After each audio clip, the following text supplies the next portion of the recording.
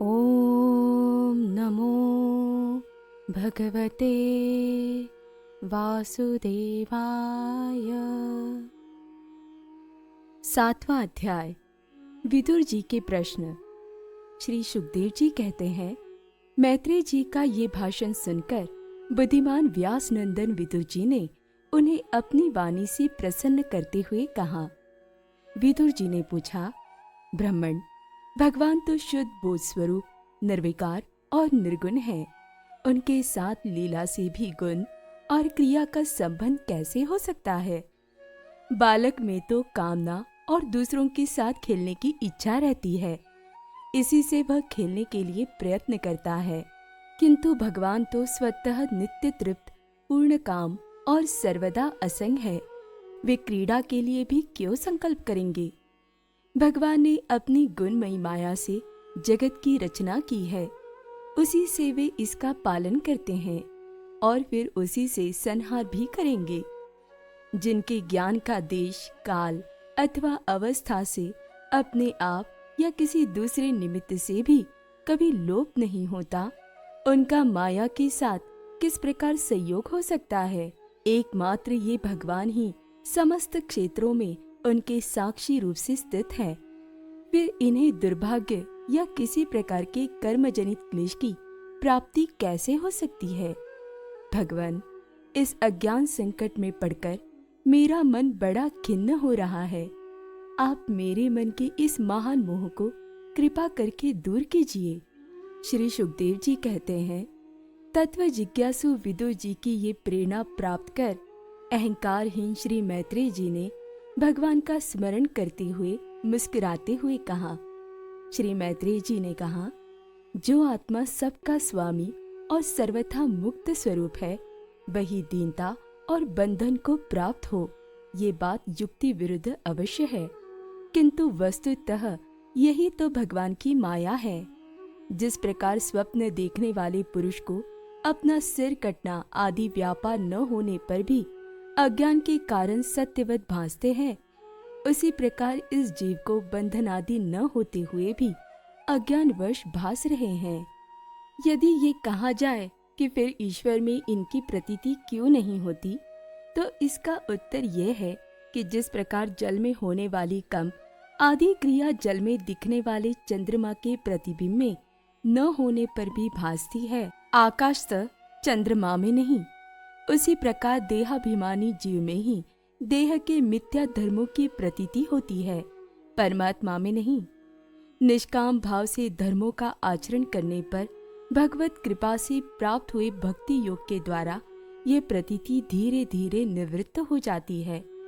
जिस समय समस्त इंद्रियां विषयों से हटकर साक्षी परमात्मा श्री हरि में निश्चल भाव से स्थित हो जाती है, उस समय गाढ़ निद्रा में सोए हुए मनुष्य के समान जीव के राग द्वेषादि सारे कलेश सर्वथा नष्ट हो जाते हैं। श्री कृष्ण के गुणों का वर्णन एवं श्रवण अशेष दुख राशि को शांत कर देता है। फिर यदि हमारे हृदय में उनके चरण कमल की रज के सेवन का प्रेम जग पड़े, तब तो कहना ही क्या है। विदुर जी ने कहा, भगवान, आपके युक्ति युक्त वचनों की तलवार से मेरे संदेह छिन्न भिन्न हो गए हैं। अब मेरा चित्त भगवान की स्वतंत्रता और जीव की परतंत्रता दोनों ही विषयों में खूब प्रवेश कर रहा है। विद्वान, आपने ये बात बहुत ठीक कही कि जीव को जो क्लेशादि की प्रतीति हो रही है, उसका आधार केवल भगवान की माया ही है।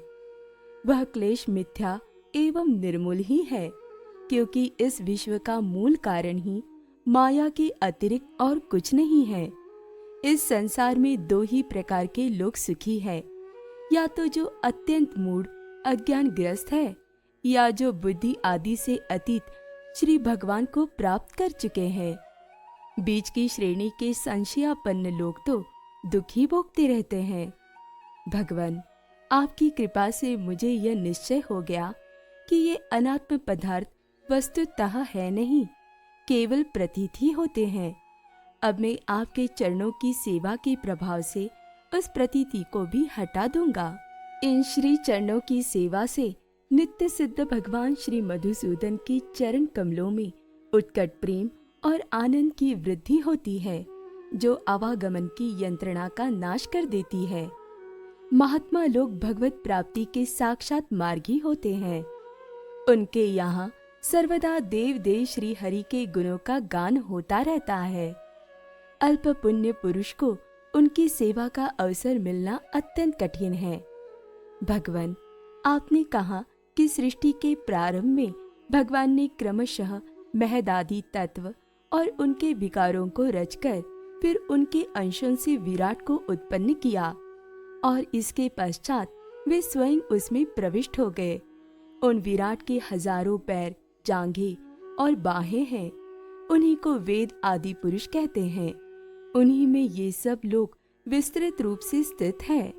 उन्हीं में इंद्रिय, विषय और इंद्रियाभिमानी देवताओं के सहित 10 प्रकार के प्राणों का, जो इंद्रिय बल, मनोबल और शारीरिक बल रूप से 3 प्रकार के हैं, आपने वर्णन किया है और उन्हीं से ब्रह्मणादि वर्ण भी उत्पन्न हुए हैं।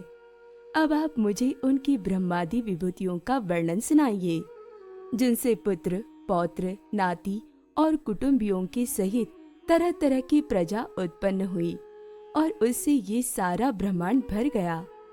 वह विराट ब्रह्मादि प्रजापतियों का भी प्रभु है। उसने किन किन प्रजापतियों को उत्पन्न किया तथा सर्ग, अनुसर्ग और मनवंतरों के अधिपति मनुओं की भी किस क्रम से रचना की।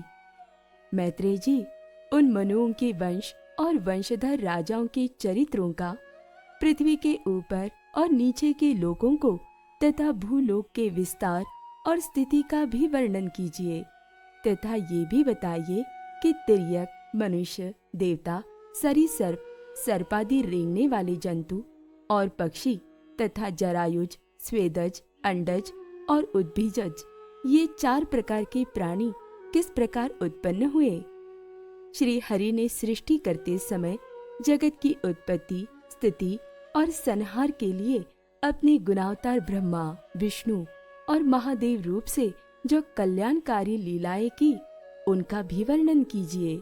वेश, आचरण और स्वभाव के अनुसार वर्णाश्रम का विभाग, ऋषियों के जन्म कर्मादि, वेदों का विभाग, यज्ञों का विस्तार, योग का मार्ग, ज्ञान मार्ग और उसका साधन, सांख्य मार्ग तथा भगवान के कहे हुए नारद पांचरात्र आदि तंत्र शास्त्र, विभिन्न पाखंड मार्गों के प्रचार से होने वाली विषमता, नीच वर्ण के पुरुष से उच्च वर्ण की स्त्री में होने वाली संतानों के प्रकार तथा भिन्न भिन्न गुण और कर्मों के कारण जीव की जैसी और कितनी गतियां होती है, वे सब हमें सुनाइए। ब्रह्मन, धर्म, अर्थ, काम और मोक्ष की प्राप्ति के परस्पर अविरोधी साधनों का, वाणिज्य, दंड नीति और शास्त्र श्रवण की विधियों का, श्राद्ध की विधि का, पितृगणों की सृष्टि का तथा काल चक्र में ग्रह, नक्षत्र और तारागण की स्थिति का भी अलग अलग वर्णन कीजिए। दान, तप तथा इष्ट और पूर्त कर्मों का क्या फल है। प्रवास और आपत्ति के समय मनुष्य का क्या धर्म होता है। निष्पाप मैत्रेय जी, धर्म के मूल कारण श्री जनार्दन भगवान किस आचरण से संतुष्ट होते हैं और किन पर अनुग्रह करते हैं, ये वर्णन कीजिए। द्विजवर, दीन वत्सल गुरुजन अपने अनुगत शिष्यों और पुत्रों को बिना पूछे भी उनके हित की बात बतला दिया करते हैं। भगवान, उन महदादि तत्वों का प्रलय कितने प्रकार का है तथा जब भगवान योग निद्रा में शयन करते हैं तब उनमें से कौन कौन तत्व उनकी सेवा करते हैं और कौन उनमें लीन हो जाते हैं। जीव का तत्व, परमेश्वर का स्वरूप, उपनिषद प्रतिपादित ज्ञान तथा गुरु और शिष्य का पारस्परिक प्रयोजन क्या है। पवित्रात्मन विद्वानों ने उस ज्ञान की प्राप्ति के क्या क्या उपाय बतलाए हैं, क्योंकि मनुष्यों को ज्ञान, भक्ति अथवा वैराग्य की प्राप्ति अपने आप तो हो नहीं सकती।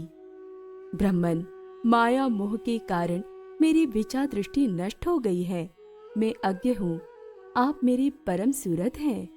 अतः श्री हरि लीला का ज्ञान प्राप्त करने की इच्छा से मैंने जो प्रश्न किए हैं उनका उत्तर मुझे दीजिए।